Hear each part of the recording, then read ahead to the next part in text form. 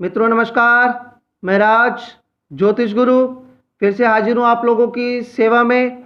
और जैसे कि भृगु नंदी नाड़ी एस्ट्रोलॉजी पर हमारी सीरीज चल रही है, उसी सीरीज पर मैं एक और वीडियो आप लोगों के लिए लेकर आया हूँ ताकि हम इस भृगु नंदी नाड़ी एस्ट्रोलॉजी में और कुछ एक दो पॉइंट्स एक होरोस्कोप एनालिसिस के जरिए हम समझ सकें। तो बिल्कुल भी समय वेस्ट नहीं करते हुए हम सीधा जो है इस होरोस्कोप पर आते हैं। मित्रों, जैसे कि आप देख रहे हैं कि आपको स्क्रीन पर एक होरोस्कोप नज़र आ रहा है, आप देख सकते हैं। मैंने बाकी के जो प्लैनेट्स हैं वो नहीं लिखे, because we will consider only this 4 planets only. एक एक प्लैनेट्स करके हम स्टडी करेंगे, उससे हम बहुत सी चीज़ें इसमें समझते चले जाएंगे। देखिए कि जैसे आप देख सकते हैं, सन with the moon, it is Mars and it is Jupiter. हम सिर्फ इन 4 प्लैनेट्स के रिलेशन को आपस में कंसिडर करेंगे और देखेंगे कि कैसे एक एक प्लैनेट्स को हम कैसे स्टडी करते हैं इस चीज़ में। तो जैसे कि मैंने आपको बताया कि जैसे ही आप लोगों के पास कोई होरोस्कोप आए, सबसे पहले आपको क्या करना है, सबसे पहले आपको प्लैनेटरी पोजीशंस नोट डाउन कर लेने चाहिए, उसे राइट डाउन कर लेने चाहिए। जैसे कि अब हम करेंगे, first write down the positions of the planets. अब तक आप लोगों को पता लग गया होगा कि ये किसका घर है और ये किसका घर है और ये किसका घर है। मुझे नहीं लगता कि अब मुझे बताने की ज़रूरत है, लेकिन फिर भी जब मैं नोट डाउन करूंगा तो आप लोगों को पता लग जाएगा कि कौन सा प्लैनेट किस घर में, किस हाउस में, किस भाव में बैठा है। चलिए हम स्टार्ट करते हैं। देखिए, सन यहां पर बैठा है। Sun is situated in Aries. Sun Aries में है and it is the exaltation sign of sun. Sun Aries में बैठा है और ये सन का एक्सॉल्टेशन साइन है, यानी कि यहाँ पर सूर्य जो है उच्च का होकर बैठा है। देखिए, मून सन के साथ है। अब यहाँ पे लिखेंगे, moon is also in Aries sign. Moon भी एरीज साइन में बैठा है। अब यहां से जब हम आगे चले तो यहाँ पे है मार्स, और मार्स कहां पर बैठा है? Mars is in Cancer sign. Mars जो है कैंसर साइन में बैठा है। तो जैसे ही हमने देखा, प्लैनेटरी पोजीशंस हमने नोट की, तभी हमें कुछ समझ में आ जाना चाहिए कि एक्चुअली क्या कुछ हुआ है, क्या कुछ पेच हमें इस होरोस्कोप में नजर आया है। Yes, moon is in Aries sign, it is the house of Mars. Mars is in Cancer sign and it is the house of Moon. मंगल जो है चंद्रमा के घर पे बैठा है और चंद्रमा जो है मंगल के घर में बैठा है। तो इसका क्या मतलब होगा?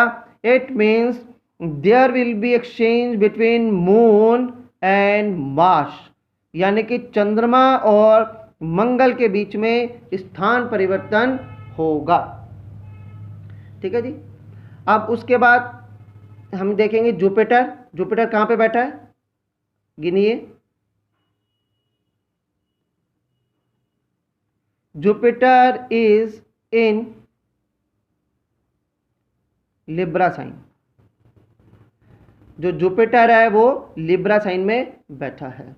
और जुपिटर क्या रिप्रेजेंट करता है? It represents native, that is the male native. ये मेल नेटिव रिप्रेजेंट करता है। अब देखें,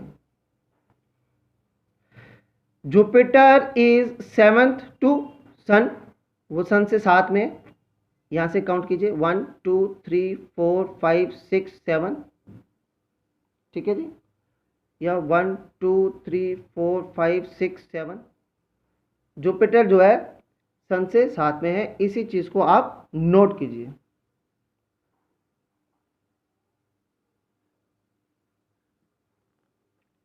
जुपिटर इज 7th टू सन, वो सन से 7th में है। सन क्या है, कहाँ है? सन यहाँ पे किस पोजीशन में बैठा है? सन यहाँ पर बैठा है एक्सोल्टेशन, एक्सोल्टेड होकर बैठा है यहाँ पे। सन इज एक्सोल्टेड एयर। सन क्या रिप्रेजेंट्स करता है? सन रिप्रेजेंट्स करता है स्टेटस,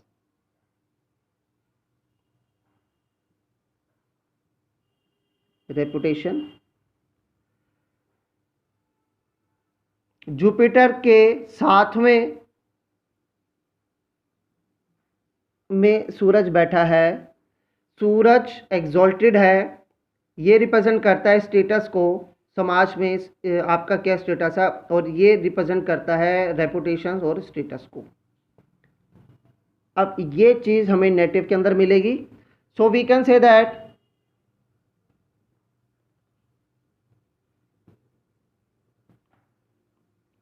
नेटिव विल बी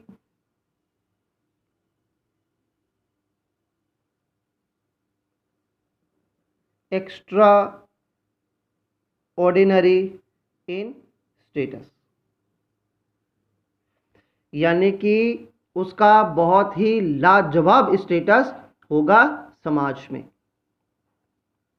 अब इसी तरह से मून भी है यहां पर।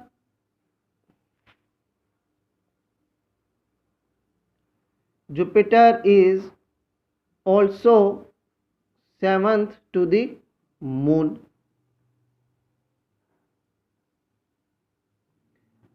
अब ये क्या बनता है,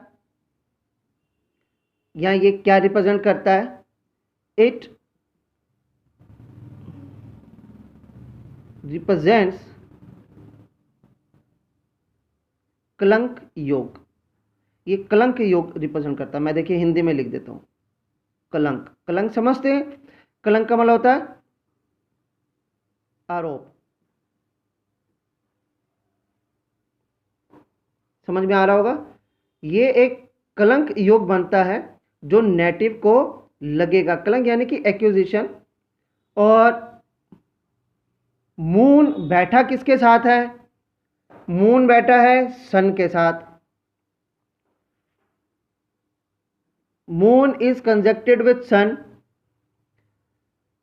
moon is 7 to Jupiter representing कलंक योग, and moon is situated with the sun. It represents government also. So there will be, or we can say that there will be accusation through government site, यानी कि सरकार के through या किसी सरकारी अधिकारी के थ्रू इस जातक पर कोई कलंक लग सकता है, कोई आरोप लग सकता है। ये जातक सरकार की वजह से किसी मुश्किलों में पड़ सकता है। और इस कलंक का कारण कौन बना? इस कलंक का कारण बना moon.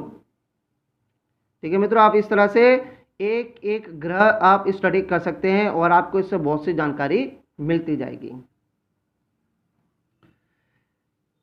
In the second part of life when there will be exchange between moon and Mars, तो देखिए क्या होगा। अब इस चीज को हम जो है नेटिव के फादर के रिगार्डिंग जो है अगर हम इसे स्टडी करें तो इस चीज को आप कैसे पढ़ेंगे? अगर एज पर दी फादर हम इसे स्टडी करें, रिगार्डिंग टू फादर, फादर के रिगार्डिंग अगर स्टडी करें तो पहले क्या योग बनता है? सन, मून एंड जुपिटर। लेकिन जब एक्सचेंज हो जाएगा, मार्स आ जाएगा, तो ये योग बनेगा sun, Mars and Jupiter.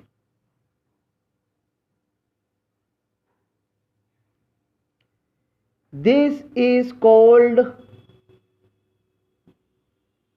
Pratap yoga. Hindi में लिख देता हूं, प्रताप योग। आप प्रताप योग समझते हैं?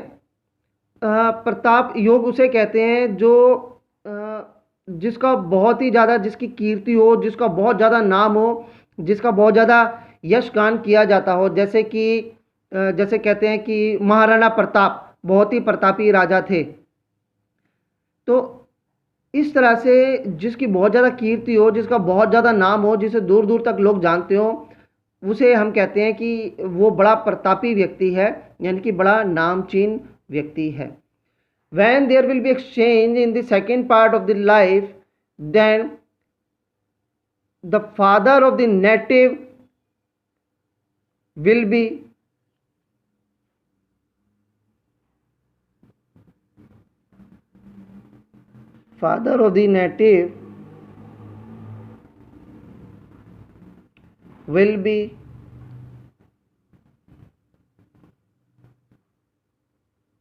highly respected person। वो ऐसे व्यक्ति बन जाएंगे जिनका बहुत ज़्यादा मान सम्मान समाज में होगा। सन किसके साथ बैठा है? देखिए, जुपिटर जो है आपको बहुत मान सम्मान दिलाता है। मार्स जो है, मार्स क्या है? एक स्ट्रेट फॉरवर्ड प्लेनेट है। ये किसी से डरता नहीं है, ब्लंटली जो भी है बिल्कुल सबके सामने आके खड़ा होने वाला प्लेनेट है। और सन मार्स के साथ जब युति करेगा तो आप ऐसा कह सकते हैं कि father will be straight forward person. वो ऐसे व्यक्ति होंगे जो बिल्कुल ही स्ट्रेट फॉरवर्ड होंगे, किसी से नहीं डरने वाले होंगे, बिल्कुल कि कहीं भी किसी के भी सामने जाके वो खड़े हो जाएंगे और स्ट्रेट फॉरवर्ड जिसको जो बोलना है वो बोल देंगे। तो मित्रों, आपको कैसा लगा? मुझे उम्मीद है, या मैं ऐसी उम्मीद करता हूँ कि आपको इस तरह से एक एक प्लैनेट्स को पढ़ने की थोड़ी समझ में आई होगी कि किस तरह से हम प्लैनेट्स के रिलेशन को कंसिडर कर रहे हैं और कैसे कैसे हम कंसिडर कर रहे हैं। तो आप मुझे ये ज़रूर बताइएगा आपको ये वीडियो कैसा लगा। और जाते जाते मैं आप लोगों से फिर से रिक्वेस्ट करना चाहता हूँ कि अगर आपने अब तक मेरा ये चैनल सब्सक्राइब नहीं किया है तो कृपया से सब्सक्राइब कर लीजिए। और ये वीडियो अगर आपको अच्छा लगे तो इसे आप लाइक और शेयर भी कर सकते हैं। चलिए मित्रों, अगली बार फिर एक नई जानकारी के साथ, तब तक के लिए मुझे आज्ञा दीजिए। जय माता दी।